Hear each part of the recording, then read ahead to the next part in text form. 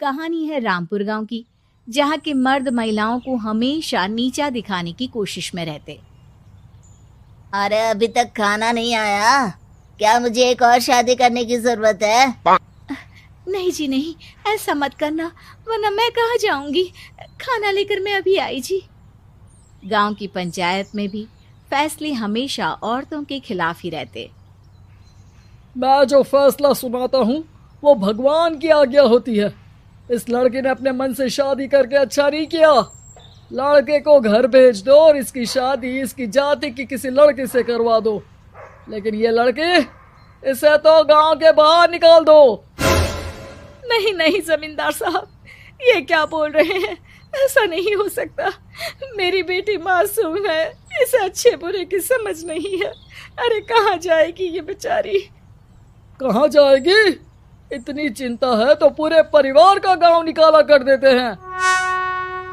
बेचारे पूरे बसे बसाए परिवार को गांव छोड़ना पड़ता है। चाहे जो हो, अगर बेटियों को कंट्रोल नहीं कर सकते तो गांव में रहने का कोई मतलब नहीं है। यहाँ औरतों को दब कर रहना होगा। कोई भी अपने हिसाब से कुछ नहीं कर सकता, सब ईश्वर की मर्जी से ही होगा। तभी गांव का एक आदमी दौड़ा दौड़ा आता है। सरपंच साहब, जमींदार साहब, वो कालिया है ना, उसकी बेटी पढ़ने के लिए शहर जा रही है। अच्छा, ये कब हो गया? और कालिया की हिम्मत कैसे हो गई ऐसा करने की? लेकर आओ उसे और उसकी बेटी को। बस फिर क्या था, हाजिर हो जाते हैं कालिया और उसकी बेटी सरपंच के सामने। और कालिया, ये क्या सुनने में आ रहा है? बेटी को इंजीनियर बना रहा है तू? और ये बता, गांव में तो स्कूल नहीं है, फिर कहां से इतनी क्लास पास कर गई तेरी बेटी? राधा, जो कि कालिया की बेटी है, उसे लगता है कि सरपंच उसकी तारीफ कर रहे हैं। सरपंच जी, मैंने ऑनलाइन पढ़ाई की है, डिस्टेंस लर्निंग से। सभी में मैंने अच्छे नंबर पाए हैं, जिसे देखते हुए शहर की इंजीनियरिंग कॉलेज में मुझे स्कॉलरशिप मिली है। वाह जी वाह, क्या होती है ये? पहले तो ये बताओ, फिर आगे की बात करते हैं। पूरा गांव राधा की बात सुन रहा था और राधा बोलती जा रही थी। तो ऐसे मैं फ्री में एक अच्छी शिक्षा लेकर गांव में जो कुछ परेशानियां हैं, जैसे बिजली, पानी और इंटरनेट जैसी समस्याओं के लिए काम करूंगी। मैं गांव को शहर से जोड़ने के लिए पुल का निर्माण करवाने का प्रस्ताव रखूंगी। मुझे पूरी उम्मीद है कि जल्द ही हमारा गांव भी तरक्की की राह पर चल पड़ेगा। राधा की बात सुनकर सारे गांव वाले ताली बजाने लगते हैं।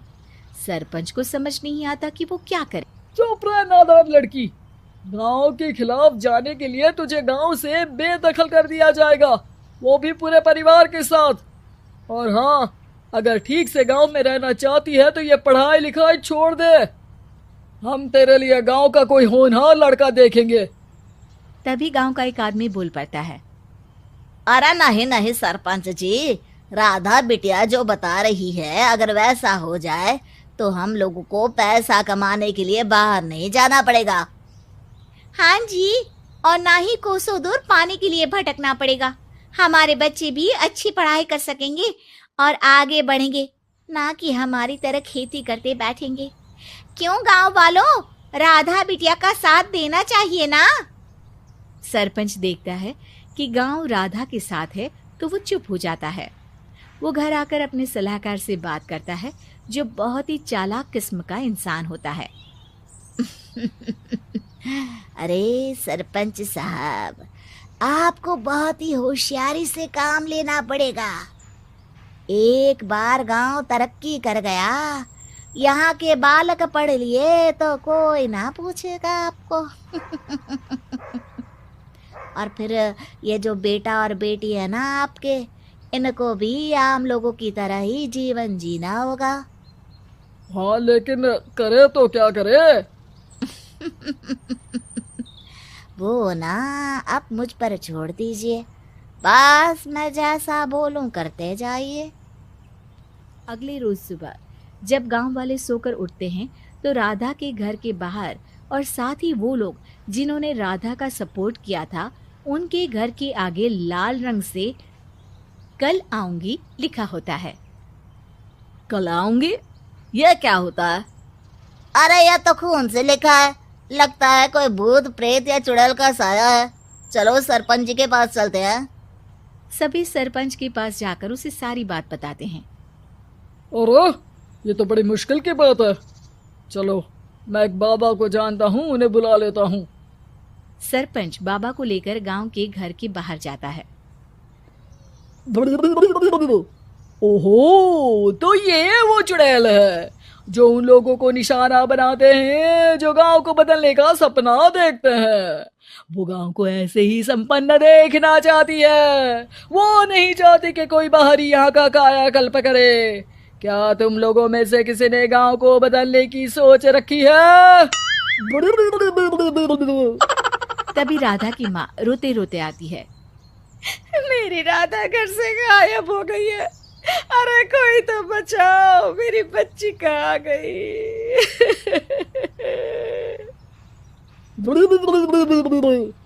ले गई वो चुड़ैल, तेरी बच्ची को ले गई। अब वो उसे श्रापित करके छोड़ेगी, उस पर चुड़ैल का साया हो जाएगा। तभी बुरी सी हालत में राधा भी वहां आ जाती है। उसके बाल चुड़ैल की तरफ फैले होते हैं और कपड़ों में खून लगा होता है। सभी राधा को देखकर डर जाते हैं। माँ, पता नहीं मुझे कौन उठा कर ले गया था। अरे दूर दूर हो जा चुड़ैल, अब हम लोग इस गांव में नहीं रुकेंगे। अरे कैसे बातें कर रहे हैं आप? कल तो आप मेरे भरोसे गांव का हुलिया बदलने, अपने बच्चों को पढ़ाने और तरक्की उन्नति की बात कर रहे थे, तो आज क्या हो गया आपको?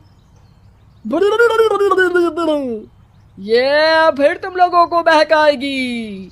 ये चुड़ैल गांव में आ चुकी है, ऐसे ही ये तुम्हारे घर के बच्चों को भी ले जाएगी। गांव वाले राधा को गांव से बाहर निकाल देते हैं। उसके माँ बाप रोते रहते हैं, लेकिन गांव वाले नहीं मानते। मैं भी अपनी बहन के साथ गांव के बाहर रहूंगा, लेकिन वो पढ़ाई नहीं छोड़ेगी।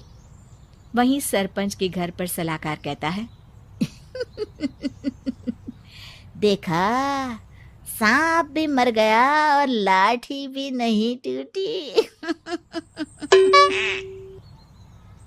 लेकिन अगले ही दिन सरपंच के घर के बाहर भी वही शब्द लिखे होते हैं। और फिर सरपंच की बीवी कहती है, हमारी बेटी को किसी ने अगवा कर लिया है। तभी राधा का भाई वहां आ जाता है।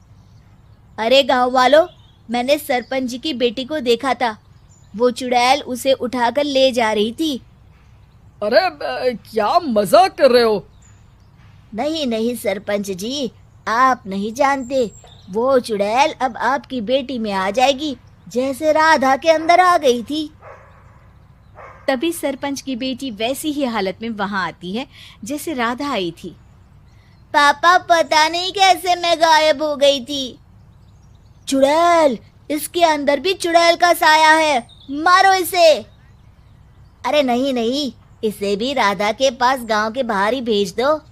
अरे चुप रहो, मेरी बेटी कहीं नहीं जाएगी और चुड़ैल वुड़ैल कुछ नहीं होता है। अरे कैसे बात कर रहे हो सरपंच जी? आप तो बोल रहे थे कि आपका फैसला भगवान का ज्ञान होता है, तो अपने पर बात आई तो अब आप ऐसे बोल रहे हैं। अरे ना ना ना, आपको अपनी बेटी को त्यागना ही होगा। अरे बुलाओ बाबा को। राधा का भाई बाबा को ले आता है, जिसे अब गांव वालों के डर के कारण सच बोलना पड़ता है। मैं कोई बाबा नहीं हूँ, मैं तो मोची था। ये सलाहकार महोदय ने मुझे कहा था एक्टिंग करने को। अब वो मुझे पैसे देने वाले हैं। अब मुझे माफ कर दो। गलती हो गई, मुझे माफ कर दो। तभी वहां राधा आ जाती है। देखा सरपंच जी, जब गांव के बच्चे साक्षर होंगे तो आप जैसे लोगों की चालाकी नहीं चलेगी।